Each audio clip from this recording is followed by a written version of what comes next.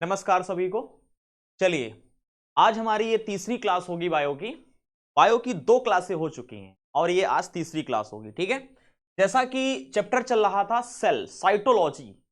ठीक है, साइटोलॉजी में हम लोगों ने कुछ क्लासें पढ़ी थी, 2 क्लासें, कुछ बेसिक चर्चाएं साइटोलॉजी की हो गई थी। आज साइटोलॉजी की तीसरी क्लास है और इस क्लास में हम पढ़ रहे थे टाइप्स ऑफ सेल, यानी कोशिका के प्रकार।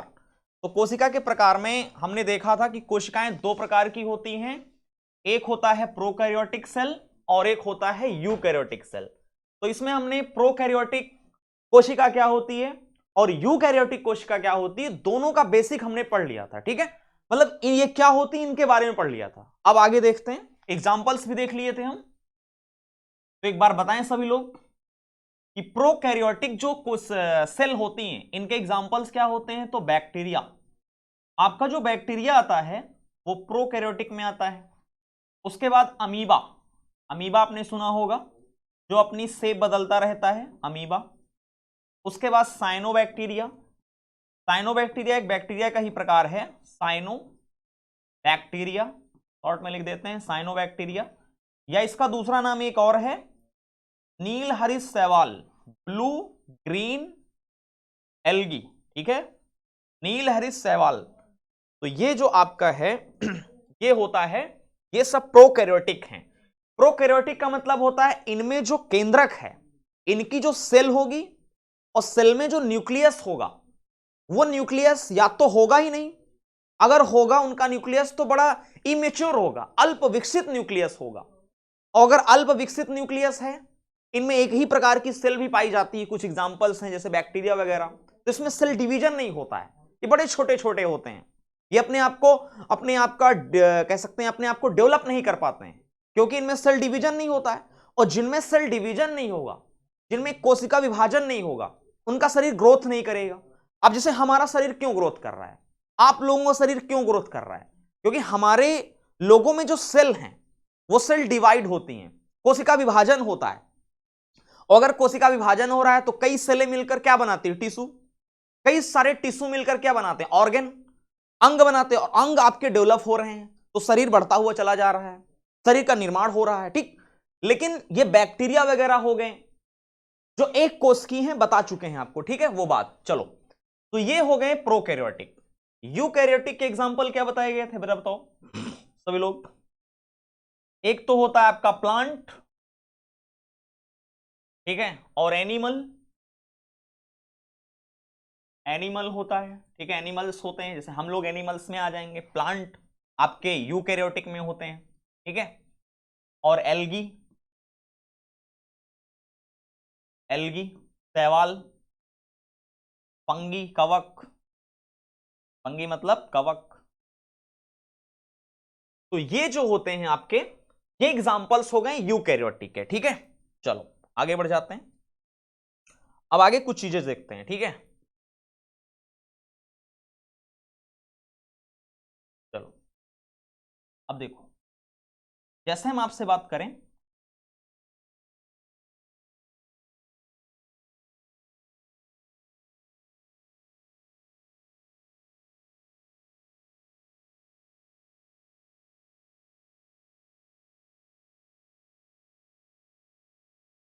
ये आप नोट कर लिए होंगे। चलिए आ जाते हैं।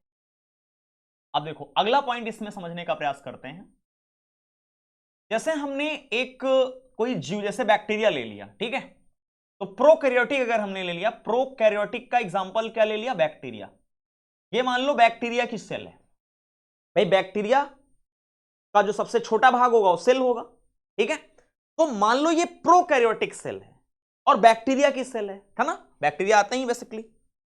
तो होता क्या है कि अगर ये प्रोकैरियोटिक हमने ले लिया है, तो प्रोकैरियोटिक में क्या होगा, अगर ये प्रोकैरियोटिक सेल है, एक ऐसी सेल है प्रोकैरियोटिक, तो पहली बात, इसके चारों ओर एक मेम्ब्रेन होगी, ये मेम्ब्रेन, ठीक। और उसके बाद इस मेम्ब्रेन के बिल्कुल बाहर ये आवरण जो होगा, इसको बोलते हैं सेल वॉल। क्या बोलते हैं, एक तो कोशिका भित्ति होती है, बता चुके हैं आपको, सेल वॉल। उसके बाद ये क्या कहलाती है, शेल मेम्ब्रेन। ठीक है, सेल मेम्ब्रेन, राइट। पहले सेल है, सेल के ऊपर एक मेम्ब्रेन होती है और उसके ऊपर एक बड़ा कठोर आवरण होता है जिसको बोलते हैं सेल वॉल, कोशिका भित्ति। अब कोशिका भित्ति की बात करते हैं, तो अगर हम ध्यान दें तो क्या कोशिका भित्ति प्रोकैरियोटिक में होती है? तो हां होती है। इस तरह अगर हम यूकैरियोटिक सेल बनाते हैं कोई, जैसे मान लो हमने यूकैरियोटिक सेल बना लिया ऐसे, ये कोई यूकैरियोटिक सेल है, मतलब कोई प्लांट की सेल है, और प्लांट की सेल होगी तो यूकैरियोटिक है ना। पहले तो ये समझो यू और प्रो का मतलब समझ में आ रहा ना आपको। जब हम बोलते हैं प्रोकैरियोटिक, तो प्रोकैरियोटिक सेल का मतलब ऐसी सेल इसमें नाभिक नहीं है, न्यूक्लियस नहीं है, केंद्रक नहीं है। और जब हम बात करते हैं यूकैरियोटिक की, तो इसका मतलब उसमें केंद्रक है, उसमें न्यूक्लियस है, बस ये डिफरेंस है। ठीक है, चलो, तो ये हमने प्रोकैरियोटिक सेल ले लिया। कैसी सेल है ये? Sorry, eukaryotic. अगर हम ये मान लेते हैं कि हमने ये यूकैरियोटिक सेल लिया, तो यूकैरियोटिक सेल में क्या होगा? पहले तो सेल होगा, इसके चारों ओर ये मेम्ब्रेन होगी, ठीक, और फिर ये क्या होगा? मेम्ब्रेन के ऊपर कवरिंग होगी जो आवरण कठोर बनाएगी, सॉलिड बनाएगी, इसको बोलते हैं सेल वॉल। अभी इनके बारे में और डिटेल में पढ़ेंगे। तो ये है सेल वॉल, राइट, और इसको क्या बोलेंगे? Cell membrane, cell membrane. तो अगर हम आपसे कहें भाई, जो प्रोकैरियोटिक सेल होती हैं, क्या उनमें सेल वॉल होती है? हां होती है। जो यूकैरियोटिक सेल होती हैं, जैसे प्लांट की सेल यूकैरियोटिक, तो क्या इसमें सेल वॉल होती है? हां। प्लांट का जो बाहरी आवरण होता है, जिसको हम छाल कहते हैं, जो बाहरी आवरण कठोर कठोर मिलता है, वही सेल वॉल होता है, वही कोशिका भित्ति होती है। तो देखो, कोशिका भित्ति है, तो कोशिका भित्ति किसमें किसमें है? प्लांट में है, और किसमें है? कवक में है, फंगी में है। और किसमें कोशिका भित्ति है? तो शैवाल में है, यानी एल्गी में है। बड़े इंपॉर्टेंट प्रश्न है, एल्गी में है। लेकिन कोशिका भित्ति किसमें नहीं है? एनिमल में नहीं है। हम लोगों में कोशिका भित्ति नहीं होती, ध्यान दीजिएगा। हम लोगों में जितने भी एनिमल हैं, गाय, भैंस, घोड़ा, हम लोग जितने भी एनिमल हैं, इनमें कोशिका भित्ति का अभाव होता है। हम लोगों में डायरेक्ट कोशिका झिल्ली है, हम लोगों में डायरेक्ट खाल है। खाल और छाल, वृक्ष में क्या होता है? छाल, और हम लोगों में डायरेक्ट खाल। तो हम लोगों में छाल नहीं है। क्यों नहीं? आगे पढ़ेंगे। अभी सिर्फ ये देख रहे हैं कि हमारे लोगों में कोशिका भित्ति नहीं है, डायरेक्ट झिल्ली मिल जाती है। ठीक, तो सेल वॉल, तो प्लांट में सेल वॉल है, कवक में है, एल्गी में है, एनिमल में नहीं है। अब बात आता है प्लांट की सेल वॉल काहे की बनी होती है? तो सेलुलोज की बनी होती है। किससे बनी होती है? सेलुलोज। बड़ा इंपॉर्टेंट प्रश्न। कवकों की किससे बनी होती? काइटिन, ठीक है, काइटिन। और एल्गी किससे बनी होती है? तो ध्यान दो, इसकी जो सेल वॉल होती है वो सेलुलोज होता है, इसमें सेलुलोज तो होता ही होता है, प्लस कैल्शियम कार्बोनेट होता है, प्लस ग्लैक्टोन्स होता है। ग्लैक्टोन्स, ग्लैक्टोन्स है, ग्लैक्टोन्स होता है, ठीक है। और इधर बैक्टीरिया की जो सेल होती है, ध्यान दो, बैक्टीरिया की जो सेल वॉल होती है किससे बनी होती है? तो ये बनी होती है पेप्टी पेप्टिडो ग्लाइकॉन, पेप्टिडो ग्लाइकॉन, ठीक, याद रखिएगा, पेप्टिडो ग्लाइकॉन। ये इंपॉर्टेंट प्रश्न है, परीक्षा में पूछे जाते हैं। बैक्टीरिया की कोशिका भित्ति, बाहरी आवरण किससे बना होता है? पेप्टिडो ग्लाइकॉन। कोशिका भित्ति है, यूकैरियोटिक में भी कोशिका भित्ति है, लेकिन यूकैरियोटिक में कोशिका भित्ति किसमें नहीं है? हम लोगों में नहीं है, और सब में है। प्लांट में है, शैवाल में है, कवक में है। कवकों की किससे बनी होती है? काइटिन। प्लांट, पेड़ पौधों की कोशिका भित्ति सेलुलोज से बनी होती है, और शैवाल की किससे बनी होती है? Cellulose plus calcium carbonate plus galactans. अब ये सेलुलोज क्या होता है तो आप आगे पढ़ोगे डिटेल में इसके बारे में। जो सेलुलोज है ना, ये एक प्रकार का कार्बोहाइड्रेट है। कार्बोहाइड्रेट चैप्टर आएगा तो हम पढ़ेंगे, अभी सिर्फ इनके नाम सुन लो।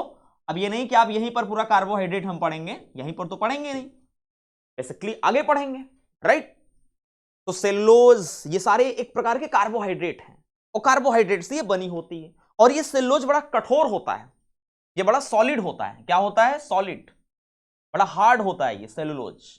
इसीलिए देखो पेड़ पौधों को काफी स्ट्रांग बना देता है। बाहरी आवरण जिसको बोलते हैं पेड़ की छाल, तो बड़ा कठोर बना देता है। सेलुलोज होता है, बड़ा हार्ड मटेरियल होता है। और ये सेलुलोज ऐसा सेलुलोज है, ऐसा कार्बोहाइड्रेट है जो दुनिया में पूरे ब्रह्मांड में सबसे ज्यादा पाया जाने वाला कार्बोहाइड्रेट है आपका सेलुलोज। और सेलुलोज एक ऐसा कार्बोहाइड्रेट है जो पूरे ब्रह्मांड में सबसे ज्यादा पाया जाता है, ठीक है। और ये ऐसा सेलुलोज है कह सकते हैं जिसका पाचन नहीं होता है। हमारे शरीर में अगर ये गया मानव शरीर में, तो मानव शरीर में इसका पाचन नहीं होता है। और ये जो सेलुलोज होता है, ये जैसे मान लो कोई प्लांट है, तो प्लांट का ये बाहरी आवरण है ना सेलुलोज। प्लांट में सेलुलोज है और किस में सेलुलोज है? कवक में, सॉरी शैवाल में सेलुलोज है। तो जो सेलुलोज होता है ना, ये डेड होता है, मृत होता है। तो कई बार क्वेश्चन आया है कि बताओ एक पेड़ है मेरे पास, एक शैवाल है मेरे पास, उसका जो बाहरी लेयर बनी है, जो आउटर लेयर बनी है, जो एक प्रोटेक्शन का काम करती है। जाहिर सी बात है अगर वृक्ष में बाहरी आवरण ना हो, जिसको हम छाल कहते हैं, अगर कोशिका भित्ति ना हो, तो पेड़ कमजोर रहेगा, पेड़ गिर जाएगा। वो कठोरता प्रदान करता है। तो ये सेलुलोज डेड पार्ट होता है किसी प्लांट का। जो बाहरी आवरण होता है वो डेड पार्ट माना जाता है, यानी जो छाल होती है वो उसको काटो पीटो कोई दिक्कत नहीं, डेड पार्ट है। जैसे हमारे नाखून, ये सब डेड पार्ट हैं। हमारे शरीर के डेड पार्ट्स क्या हैं? नाखून, बाल, ये डेड पार्ट्स हैं। उसी तरह पेड़ पौधों का डेड पार्ट्स किसमें काउंट होता है? आपका सेलुलोज, बाहरी आवरण, जो कोशिका भित्ति होती है। राइट, यहां तक कोई डाउट? यहां तक सभी को क्लियर हो गया होगा। चलिए आगे बढ़ जाएं। चलो अब आगे बढ़ जाते हैं, ठीक है। बिल्कुल भाई, आगे बढ़ जाएं, कोई दिक्कत नहीं, आगे बढ़ जाते हैं, ठीक। चलो आगे बढ़ जाते हैं। ओके, अभी अंतर चल रहा है। अब देखो, जैसे भाई ये मैंने क्या करा, बना दिया। क्या बना दिया? सेल, प्रोकैरियोटिक सेल बना दिया। कौन सी सेल है ये? कौन सी सेल है ये? प्रोकैरियोटिक है। अब प्रोकैरियोटिक है तो बताओ इसमें न्यूक्लियस होगा? न्यूक्लियस नहीं होगा, है ना। अब देखो समझने वाली बात क्या है, इसमें न्यूक्लियस नहीं है। और अगर न्यूक्लियस नहीं है तो इसमें जो आनुवांशिक पदार्थ होगा डीएनए, वो पैक्ड नहीं होगा भाई। जिसमें नाभिक होगा, जिसमें केंद्रक होगा, और केंद्रक के अंदर ही तो डीएनए भरा होता है। अब जब केंद्रक ही नहीं तो डीएनए क्या? जो आनुवांशिक पदार्थ आप सुनते हैं ना, डीएनए आनुवांशिक पदार्थ होता है जो पीढ़ी दर पीढ़ी ट्रांसफर होता रहता है। समझ रहे हैं? बहुत सुना होगा, आगे हम डिटेल में पढ़ेंगे। तो यानी जो आनुवांशिक पदार्थ होगा इसमें, वो बिखरा रहेगा, वो पैक्ड नहीं होगा। इस तरह से आनुवांशिक पदार्थ होगा लेकिन इस तरह से बिखरा हुआ होगा, पैक्ड नहीं होगा। तो हम कह सकते हैं कि यहां का जो ये आनुवांशिक पदार्थ है प्रोकैरियोटिक सेलों में, यानी एग्जाम्पल बैक्टीरिया, बैक्टीरिया में केंद्रक नहीं है। केंद्रक नहीं है तो आनुवांशिक पदार्थ होगा लेकिन वो बिखरा हुआ होगा। तो ये इसका जो जेनेटिक मटेरियल जो होगा, जो आनुवांशिक पदार्थ होगा, जेनेटिक मटेरियल, ये बिखरा हुआ होगा। अर्थात जेनेटिक मटेरियल जो होगा वो पैक्ड नहीं होगा। क्या नहीं होगा? पैक्ड नहीं होगा, ठीक है, बंद नहीं होगा। और इसको हम बोलते हैं, डीएनए तो बोलेंगे नहीं, इसको बोलते हैं न्यूक्लियोइड। क्या बोलते हैं? इसका नाम है न्यूक्लियोइड, को बोलते हैं न्यूक्लियोइड। या एक नाम और है जीनोफोर। पूछा गया है कि जीनोफोर क्या है, तो ध्यान देना जीनोफोर क्या है।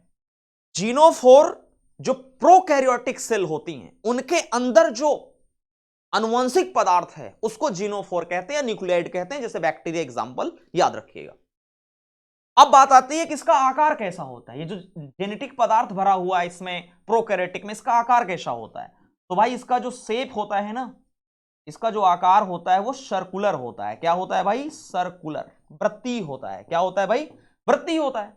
और दूसरा प्रश्न पूछा जाएगा कि एक तो वृत्तीय दिख रहा है ना, ये सिंगल हेलिक्स है। क्या है ये? Single helix. सिंगल हेलिक्स का मतलब एक ही धागा है, एक ही धागा ऐसे लपटा हुआ है। सिंगल हेलिक्स का मतलब एक कुंडली बन रही, इसमें एक ही धागा ऐसे बार बार मुड़ा हुआ है। इस टाइप के स्ट्रक्चर को बोलते हैं सिंगल हेलिक्स। कुछ ऐसे स्ट्रक्चर मिलेंगे आपको जिसमें डबल ऐसे लपटा हुआ होगा, जिसको बोलेंगे डबल हेलिक्स।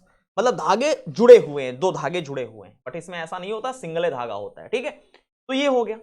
अगर हम इधर चर्चा करें कि भाई अगर हमने एक प्रोकैरियोटिक सेल ले लिया, सपोज ये इस बार जो मैंने सेल लिया है ऐसे जीव की लिया है जिसमें केंद्रक है, तो मतलब ये प्रोकैरियोटिक सेल है, सॉरी यूकैरियोटिक सेल है। क्या है ये, शॉर्ट में लिख देते हैं ना, समझ जाएंगे, यूकैरियोटिक सेल है। अगर यूकैरियोटिक सेल है तो भाई इसमें केंद्रक होगा, क्या होगा, केंद्रक, यस या नो। अगर केंद्रक होगा तो केंद्रक के चारों ओर झिल्ली होगी जो केंद्रक को प्रोटेक्ट करेगी। हमारे केंद्रक और केंद्रक के अंदर डीएनए भरा है, आरएनए भरा है, बहुत सारे पदार्थ भरे हैं हम लोगों में जैसे पेड़ पौधों में, तो यूकैरियोटिक में आएंगे। तो इसमें जो आनुवंशिक पदार्थ भरा है अंदर, उसकी सुरक्षा करने के लिए चारों ओर इस केंद्रक को प्रोटेक्ट करने के लिए एक झिल्ली लगी होती है, इसका नाम है न्यूक्लियर मेम्ब्रेन। क्या नाम है, न्यूक्लियर मेम्ब्रेन, कोशिका झिल्ली, यानी कि सॉरी केंद्रक झिल्ली, यानी इसमें यह झिल्ली होगी और इसमें यह झिल्ली नहीं होगी। अगर कहा जाए क्या, न्यूक्लियर मेम्ब्रेन, क्योंकि नाभिक ही नहीं है, और जब नाभिक ही नहीं है तो क्या नाभिकीय झिल्ली इधर पाई जाएगी, इधर तो भाई नाभिकीय झिल्ली पाई ही नहीं जाएगी ना, इधर न्यूक्लियर मेम्ब्रेन नहीं होगी। यस, अब देखो इधर न्यूक्लियर मेम्ब्रेन है और इधर ये भरा हुआ है डीएनए, आनुवंशिक पदार्थ, इस तरह से। तो ये इसमें आनुवंशिक पदार्थ के रूप में क्या प्रेजेंट है, डीएनए। डीएनए का full form T oxy ribonucleic अम्ल, डीएनए भरा है इसमें जेनेटिक मटेरियल के रूप में, और इसमें जो भरा है वो पैक्ड नहीं है। ये वाला क्या है, अगर हम कहते हैं इसमें आनुवंशिक पदार्थ जो होता है वो क्या होता है, पैक्ड होता है, वो भाई बिल्कुल बंद है, सुरक्षित है। यस या नो, कंफर्म। तो एक तो ये अंतर का बिंदु हो गया दोनों में। चलो अगले अंतर बिंदु की तरफ हम चलते हैं। जैसे हम देखें तो इसमें क्या माइटोकॉन्ड्रिया होगी, अगर हम आपसे कहें कि भाई बताओ क्या इसमें माइटोकॉन्ड्रिया होगी, तो इसमें माइटोकॉन्ड्रिया नहीं होगी। शॉर्ट में लिख देंगे कि भाई इसमें माइटोकॉन्ड्रिया नहीं होगी, लेकिन हां इसमें माइटोकॉन्ड्रिया होती है। हम लोगों में माइटोकॉन्ड्रिया है ना, और माइटोकॉन्ड्रिया में क्या बनती है, बताओ, माइटोकॉन्ड्रिया में क्या बनती है, ऊर्जा बनती है। क्या बनती है, ऊर्जा बनती है, रिस्पायरेशन होता है। माइटोकॉन्ड्रिया में श्वसन की क्रिया होती है। हम लोग चाहे जितना खा लें, जब तक वो माइटोकॉन्ड्रिया में नहीं पहुंचेगा तब तक ऊर्जा में कन्वर्ट नहीं होगा। हम लोग कुछ भी खाते हैं, चाउमीन, बर्गर, एनीवन, कुछ भी खाते हैं, तो जितना भी पोषक पदार्थ होता है, मेन न्यूट्रिशन एलिमेंट्स, वो माइक्रोकॉन्ड्रिया में जाता है, और माइक्रोकॉन्ड्रिया में ही वो ऊर्जा में कन्वर्ट होता है। माइक्रोकॉन्ड्रिया ही उसको ऊर्जा में कन्वर्ट करती है। यानी हमारे शरीर में जो ऊर्जा बन रही है, जो हम खाते हैं, कुछ भी खाते हैं, उसका एनर्जी में जो कन्वर्जन होता है वो माइटोकॉन्ड्रिया में होता, आगे आने वाला है। तो इसमें माइटोकॉन्ड्रिया नहीं होती, इसमें माइटोकॉन्ड्रिया होती, यानी इसमें ऊर्जा बन रही है। और अगर आपके दिमाग में प्रश्न है कि भाई इसमें तो माइटोकॉन्ड्रिया है नहीं, और अगर माइटोकॉन्ड्रिया नहीं है तो क्या इसमें ऊर्जा नहीं बनती, बनती है ऊर्जा। माइटोकॉन्ड्रिया का इसमें दूसरा ऑप्शन है, यानी माइक्रोकॉन्ड्रिया का विकल्प के रूप में क्या होता है, इसमें एक इस तरह से संरचना होती है, ऐसे। इसको बोलते हैं, क्या बोलते हैं, लाइसोसोम। लाइसोसोम नहीं, मीजोसोम। क्या बोलते हैं, मीजोसोम। मीजोसोम, तो इसमें ऊर्जा बनती है भाई मीजोसोम में। यानी जितने यूकैरियोटिक सेल हैं, सॉरी जितने भी प्रोकैरियोटिक सेल हैं, उनमें माइटोकॉन्ड्रिया तो नहीं है, और माइटोकॉन्ड्रिया नहीं है इसका मतलब यह नहीं कि ऊर्जा नहीं बनती, ऊर्जा बनती है। ऊर्जा कहां बनती है, उसका एक अलग भाग है, उसको बोलते हैं मीजोसोम में ऊर्जा बनती है। कहां बनती है, एनर्जी पैदा करने के लिए इसमें भाई मीजोसोम लगा है। क्या लगा है, मीजोसोम लगा है। अगर हम आपसे कहें अगला, क्या इसमें लाइसोसोम होता है, लाइसोसोम बोलते हैं ना, एक संरचना आएगी लाइसोसोम, एक संरचना आएगी, अभी हम पढ़ेंगे, अभी सिर्फ अंतर के बिंदु डिटेल में आएंगे। लाइसोसोम, हम लोगों में लाइसोसोम है।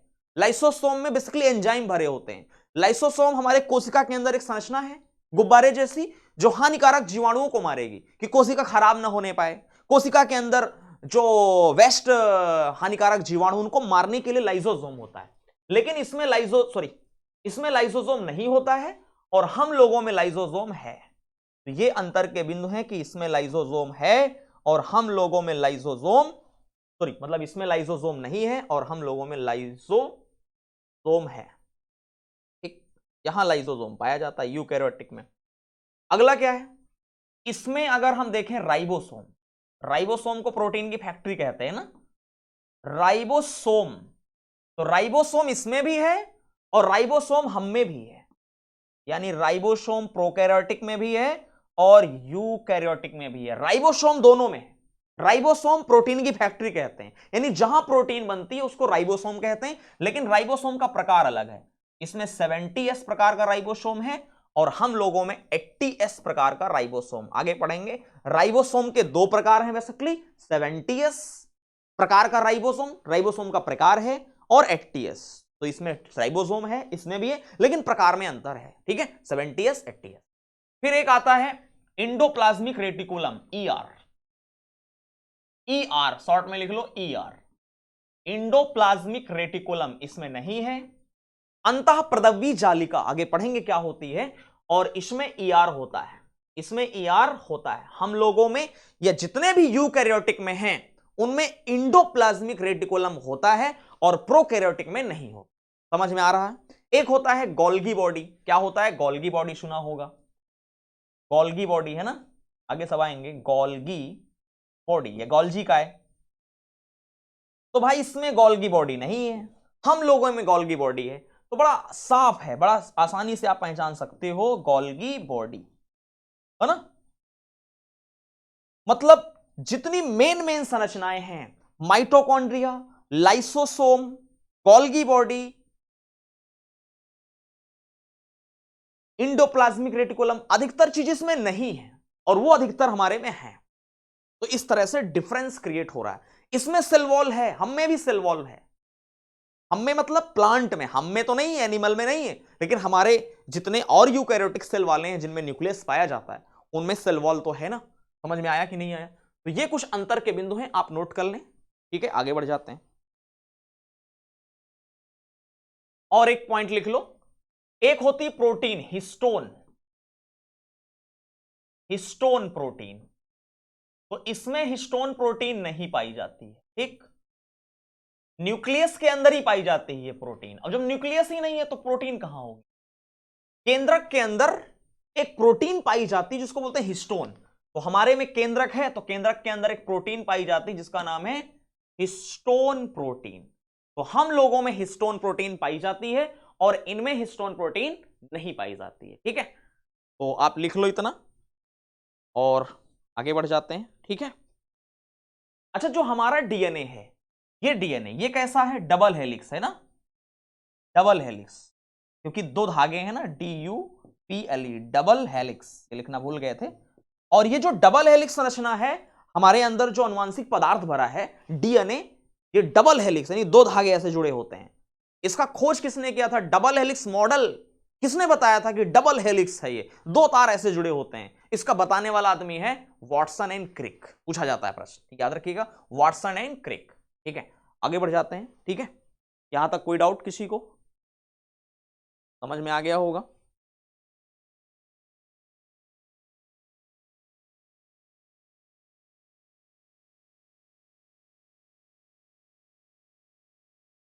चलिए आगे बढ़ जाते, ठीक है। नेक्स्ट, ये कंप्लीट हो गया, प्रोकैरियोटिक और यूकैरियोटिक कंप्लीट हो गया। अब चलो आगे। अब देखो, जैसे हम एक सेल की बात करते हैं, एक सेल बनाते हैं ना, बड़ा इंपॉर्टेंट है ये सेल। ये सेल समझ रहे हैं? कोशिका वाला सेल है, हमारे शरीर का सेल है, जो आप सेल समझते हो वो नहीं है। तो जैसे हमने ये सेल बनाया, कोई सेल, मान लो ये सेल बनाया, ये हम एक कॉमन सेल ले रहे हैं जिसमें सारी चीजें, एक सेल के बाहर एक मेम्ब्रेन होती है जो प्रोटेक्ट कर रही है पूरी सेल को, और एक बाहरी आवरण है, सबसे बाहरी आवरण सेल का, ये बोला जाता है सेल वॉल, ठीक। जैसे आप किसी प्लांट को देखोगे तो प्लांट में सेल मेम्ब्रेन भी है, सेल वॉल भी है। हम में क्या है? बस हम लोग ऐसे हैं, एनिमल ऐसे हैं जिनमें सेल वॉल नहीं है, और लगभग जितने सारे लोग हैं सब में, लगभग बोल रहे हैं, कुछ एक्सेप्शन हैं, लगभग सारे जितने लोग हैं उनमें सेल वॉल भी है, सेल मेम्ब्रेन भी है। जैसे plant, cell wall, cell membrane, शैवाल, सेल मेम्ब्रेन भी है और सेल वॉल भी है। तो हम ऐसा कुछ ले रहे हैं जिसमें दोनों चीजें हैं। तो ये बाहरी आवरण क्या कहलाता है भाई? इसको हम क्या बोलते हैं? इसको बोलते हैं सेल वॉल, राइट। तो इधर हम चर्चा करेंगे सेल वॉल के बारे में पूरी, और इधर भाई हम चर्चा करेंगे पूरा ये जो है, इसको बोलते हैं सेल मेम्ब्रेन, कोशिका झिल्ली, राइट। ये बड़े इंपॉर्टेंट हैं दोनों शब्द। ये है कोशिका झिल्ली, हिंदी इंग्लिश दोनों में बोल रहे हैं हम, परेशान ना होइए। किसी को कोई प्रॉब्लम हो तो जरूर बताइएगा, कमेंट कर दीजिएगा, राइट। चलो अब पहला बात आता है ये सेल वॉल, कोशिका भित्ति का खोज किसने किया? डिस्कवरी किसने की? तो डिस्कवरी किसने किया है, खोज किसने किया है? खोज करने वाले आदमी का नाम क्या है? तो खोज करने वाले आदमी का नाम है रॉबर्ट हुक। क्या नाम है? रॉबर्ट हुक ने इसकी खोज किया है भाई। अगला प्रश्न बनेगा कि ये जो सेल वॉल है ना, किसमें पाई जाती है? तो आप जवाब दीजिएगा एनिमल में नहीं पाई जाती है। एनिमल्स में किसमें पाई जाती है?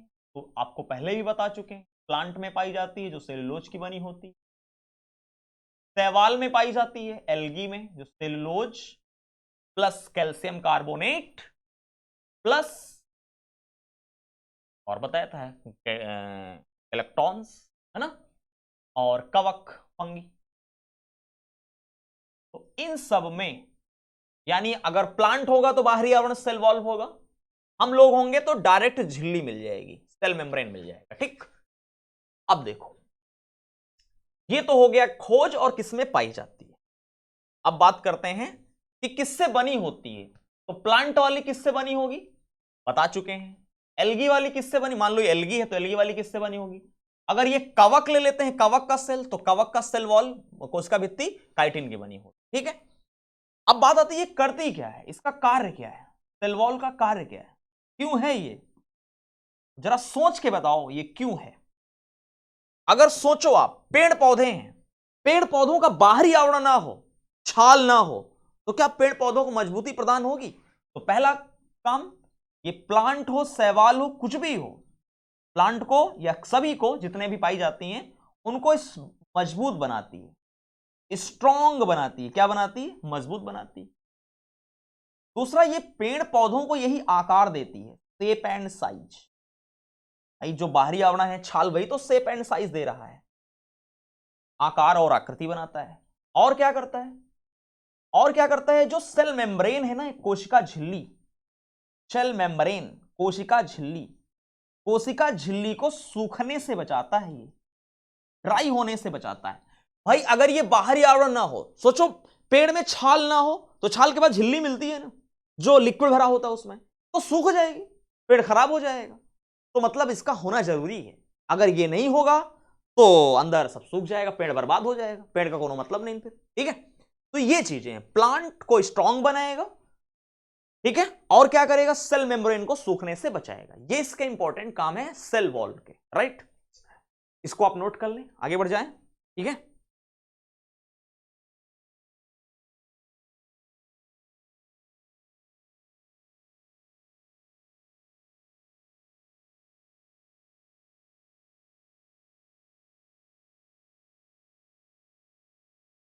चलिए अब आगे हम बात करते हैं सेल मेम्ब्रेन की, ठीक है।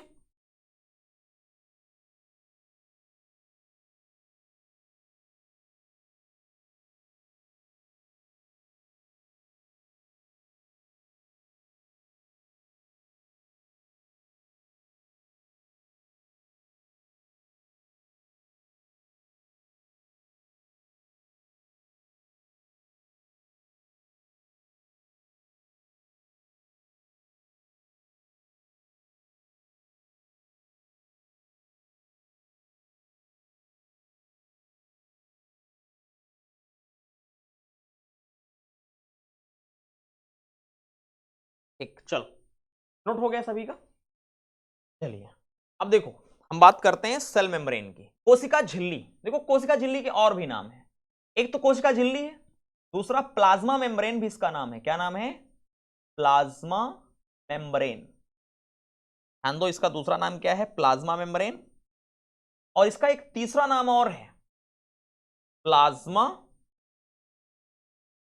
प्लाज्मा लेमा, 3 नाम है, याद रखो, किसी नाम से पूछा जा सकता है, ठीक है। अब आगे बढ़ जाते हैं। पहला बात आता है यार, ये जो सेल मेम्ब्रेन है इसकी खोज किसने की, डिस्कवरी किसने की? तो इसका खोज करने वाले का नाम है क्रैमर, का नाम है क्रैमर एंड नगेली, नगेली, क्रैमर एंड नगेली नाम है खोज करने वाले का। फिर बात आएगी सबसे पहले इसको ऑब्जर्व किसने किया? ऑब्जर्व को मतलब सबसे पहले इसको किसने देखा कि भाई ये सेल मेम्ब्रेन है? तो ऑब्जर्व करने वाले का नाम है ग्रैंडले, क्या नाम है? ग्रैंडले, ग्रैंडले नाम है। उसके बाद फिर क्वेश्चन आता है कि यार ये जो सेल मेम्ब्रेन है ना, इसकी संरचना का अध्ययन किसने? स्ट्रक्चर, स्ट्रक्चर, संरचना, इसकी संरचना कैसी है इसका अध्ययन किसने? तो ध्यान दो, पहली बात जो इसकी संरचना होती है ना, ये जो आपकी सेल मेम्ब्रेन होती है वो कुछ इस तरह से होती है, जैसे डबल लेयर में होती है।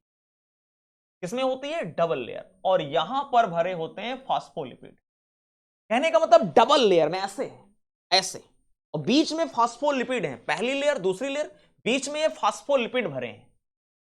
क्या भरे हैं? फास्फो, फास्फोलिपिड, लिपिड मतलब वसा, लिपिड मतलब फैट्स। तो इसका मतलब जो सेल मेम्ब्रेन है ये किससे बनी होती है? तो ये सेल मेम्ब्रेन बनी होती है फास्फोलिपिड से। कोशिका झिल्ली बनी होती है लिपिड से, और लिपिड में नाम है फास्फोलिपिड, यानी कुछ फास्फेट मॉलिक्यूल्स हैं, और वो फास्फेट मॉलिक्यूल्स बीच में होते हैं जो उसको जोड़ देते हैं, राइट। ये इसमें 2 लेयर वाली है, ठीक है, डबल लेयर होती है। अगर बात किया जाए सेल मेम्ब्रेन कहां कहां पाई जाती है, तो सेल मेम्ब्रेन प्लांट में भी है। कहां है? प्लांट में, और सबकी इसी फास्फोलिपिड से बनी है, प्लांट में, एल्गी में पाई जाएगी, सब में है ये, है ना, एल्गी में है। केवल सेल वॉल का चक्कर है किसमें नहीं है? सेल वॉल केवल हम लोगों में नहीं, और सब में सेल वॉल है। कोशिका भित्ति सब में है, सेल मेम्ब्रेन सब में है, सॉरी, कोशिका भित्ति सब में हमको छोड़ के, और सेल मेम्ब्रेन तो सब में है। तो प्लांट में है, एल्गी में है, और कवक में है ना, सब में है, और सबकी यही से बनी है फास्फोलिपिड से, ठीक।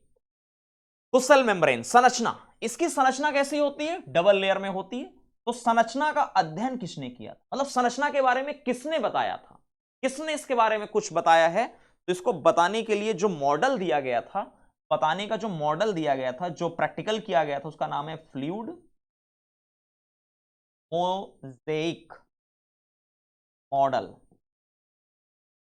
मतलब यू समझो, संरचना का जब अध्ययन किया गया तो इसके अध्ययन के लिए जो मॉडल दिया गया है, उस मॉडल का नाम क्या है? फ्लूइड मोज़ेइक मॉडल, ठीक है। और ये मॉडल दिया किसने है? तो सिंगर एंड निकोलसन,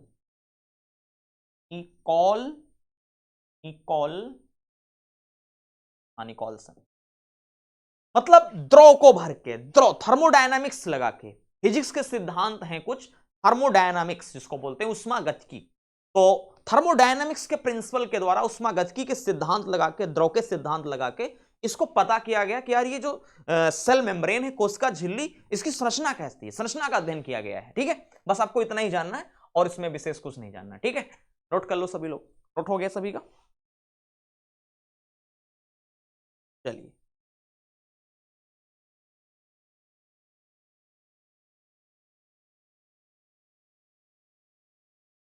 हाँ, एक प्रश्न और पूछा जा सकता है कि सेल मेम्ब्रेन नाम किसने दिया है? भाई नामकरण सेल मेम्ब्रेन भी है, तो सेल मेम्ब्रेन नाम किसने दिया है? तो सेल मेम्ब्रेन नाम देने वाले का नाम है प्रीफर। क्या नाम है? प्रीफर।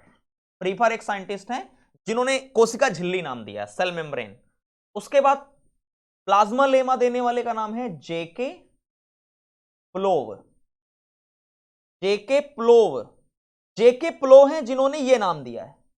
और प्लाज्मा मेम्ब्रेन ये नाम देने वाले का नाम क्या है? तो वही जिसने खोज किया है, खोज करने वाले का नाम क्या है? Cramer, Cramer and Nageli, Cramer and Nageli. तो ये डाटा है जो मुझे याद रखना है, ठीक है। चलो आगे बढ़ जाते हैं।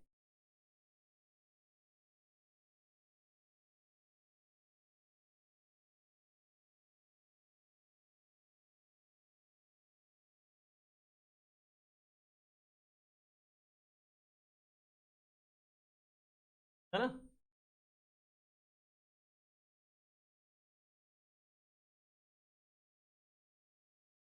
चलो